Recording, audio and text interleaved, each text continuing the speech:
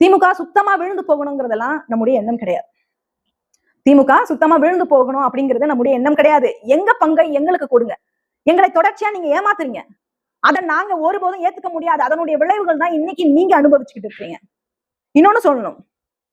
கடந்த ஜூன் 18ஆம் தேதி சட்டமன்ற கூட்டத்தொடர்ல எதிர்கட்சி தலைவர் திரு உதயநிதி பேசும்பொழுது அவருக்கு பின்னாடி 2வது வரிசையில இருக்கிற KKSSR கால் மேல கால் போட்டு உட்கார்ந்து இருக்கிறார். ஒரு எதிர்கட்சி தலைவர் சட்டமன்றத்துல பேசுறார். அவை நாகரிகம்னு ஒண்ணு இருக்கு. அதை கடைபிடிக்க தெரியாதா? கட்சியினுடைய மூத்தவராக இருந்தவர், அமைச்சராக இருந்தவர்களாம் இவரெல்லாம் ஒரு ஆளு அப்படிங்கிற துணியில தான் அவர் இருந்திருக்கிறார். எத்தனை பேர் இதை கவனிச்சீங்கன்னு எனக்கு தெரியாது. திரு விஜய் சட்டமன்றத்துல பேசும்பொழுது அவருடைய எம்எல்ஏக்கள் இப்படி உட்காருவாங்களா? இனிமேலாவது ஜாதிய திமிரோடு இருக்கக்கூடிய எதிர்கட்சி தலைவரை சிறுமையா நினைக்கக்கூடிய உங்க கட்சி பொறுப்பாளர்கள் களை எடுத்து வெளியில அனுப்புங்க சார். உங்க கட்சிக்கு அறிவார்ந்த இளைஞர்கள் மூலமாக புத்துயிர் கொடுங்க. அதன் பிறகு திமுகவுக்கு ஆதரவா சமூக வலைதளங்கள்ல கம்பு சுத்துற போராளிகளை கண்ட்ரோல் பண்ணுங்க.